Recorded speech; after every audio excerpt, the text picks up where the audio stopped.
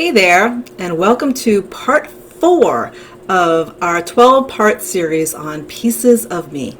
Pieces of Me is all about just a preview into the Finding Me program, which is a 10-week program designed to help you create your best life. I'm Regina Andler, and today's topic is words. What are words? Words are what we speak all the time, right? And it's one thing when you're speaking with somebody else, and the words you use, of course, are important. Today, I want to focus on the words that you speak to yourself. Now, we spend a lot of time in our heads talking to ourselves. And when we're talking to ourselves, we use certain words. And those words matter, whether you're thinking them or saying them. I mean, how many of you actually talk to yourself? I talk to myself all the time, out loud, not just in my thoughts, but I also do it out loud. Good morning, Christina. Nice to have you here. Today, it's all about the words that we want to avoid in order to create our best lives. One of those words, the most popular one, is can't. Are you canting all over yourself? Are you saying, I can't do this, I can't do that? Whether you speak it or you think it, can't is one of the most damaging words that you could use in your vocabulary. My suggestion is to remove it completely. Instead of saying, I can't do something, you can change it around to say, up until now, I have not been able to.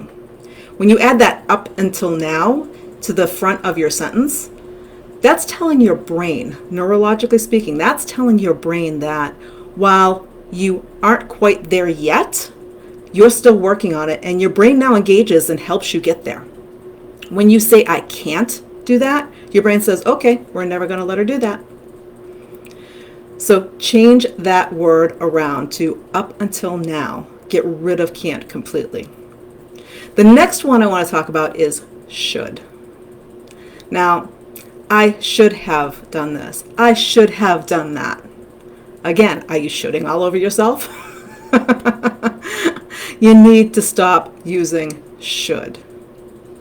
There's either you're going to or you're not going to. There's no should. Should is just an excuse. Should is an excuse word. So again, that's one to remove from your personal talk vocabulary. The next one is don't. Now, we've talked about laws of the universe and how the universal energy works back and forth. When you say you don't want something, your brain doesn't actually understand the word don't. If you say, I don't want a headache, you're going to get a headache. If you say, I don't want a big medical bill, you're going to get a big medical bill.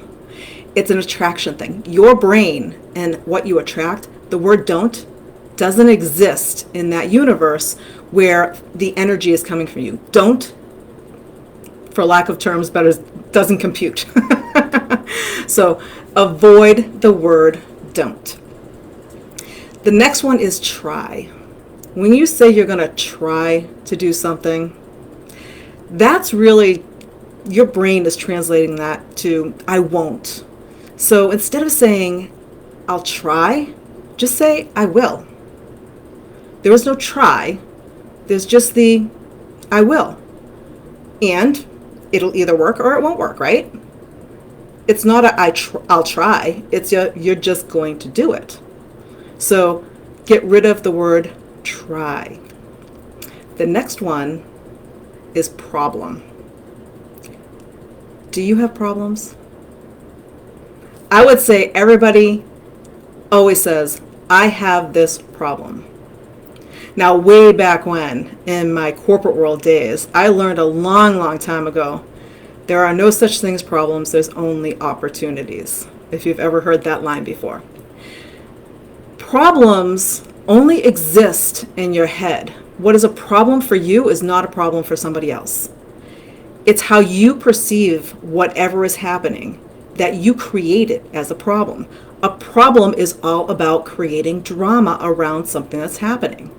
So if you have a problem, chances are pretty good that you're feeling down, you're feeling anxious, you're feeling upset, you're feeling angry. All those negative emotions are coming in because it's a problem. And problems are bad, right?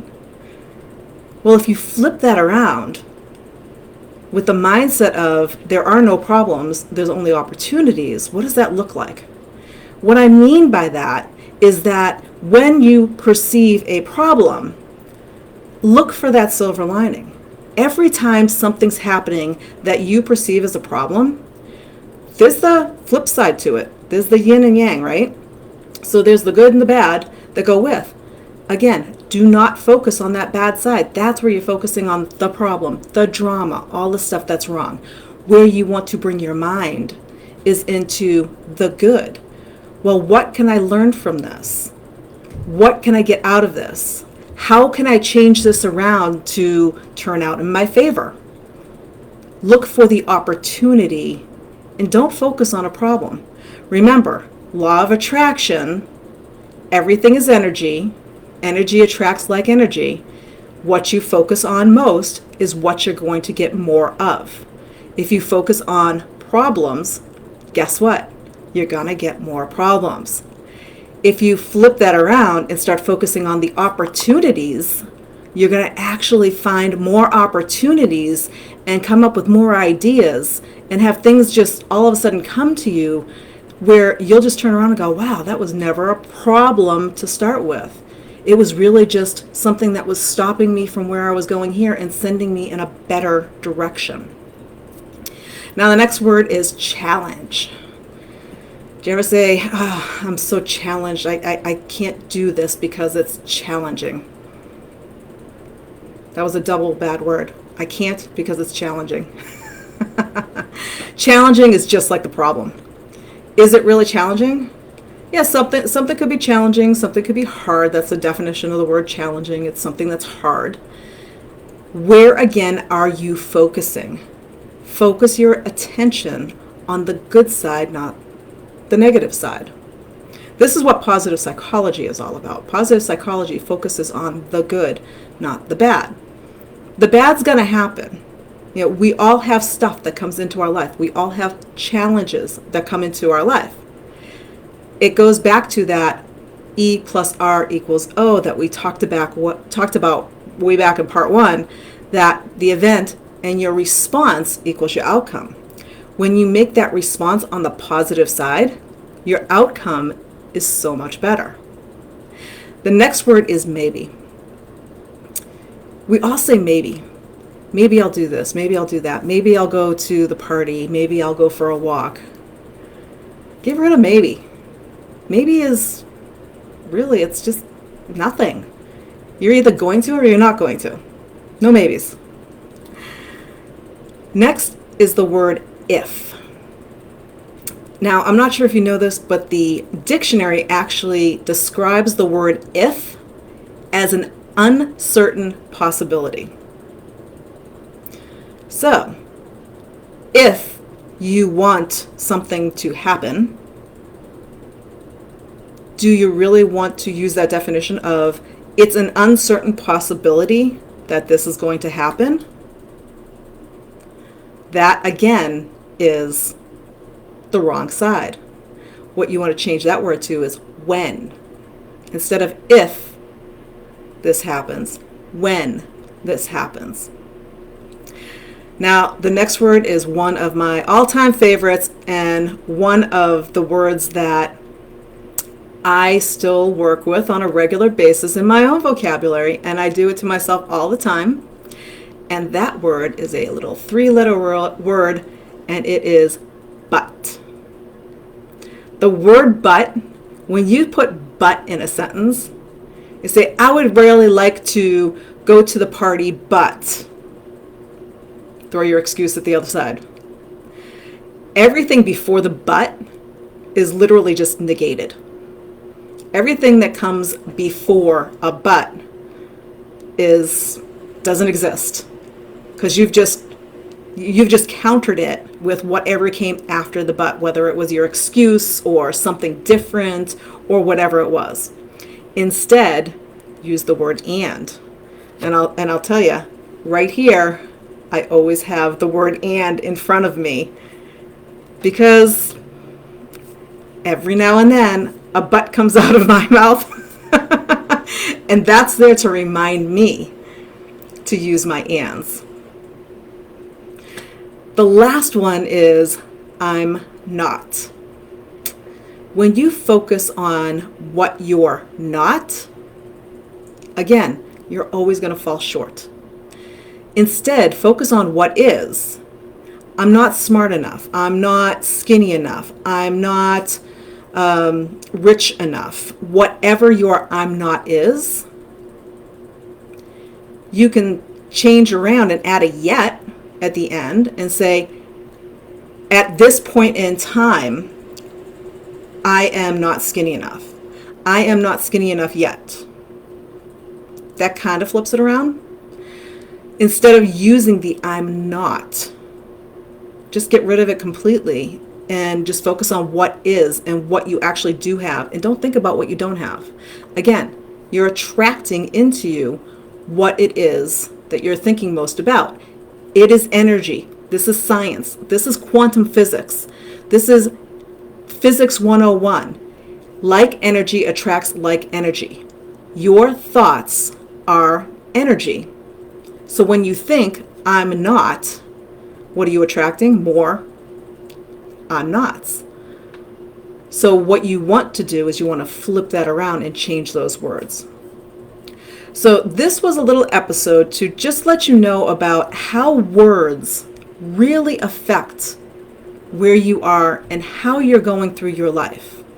If you're using any of these words in your vocabulary, can't, should, don't, try, problem, challenge, maybe, if, but, or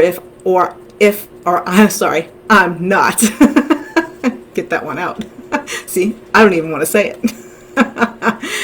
Just make sure as you go through, what you need to do is just be present and be conscious of where the words are in your head, in your thoughts, when you're talking to yourself, when you're working through something that's going on, when some event happens and you're coming up with a response.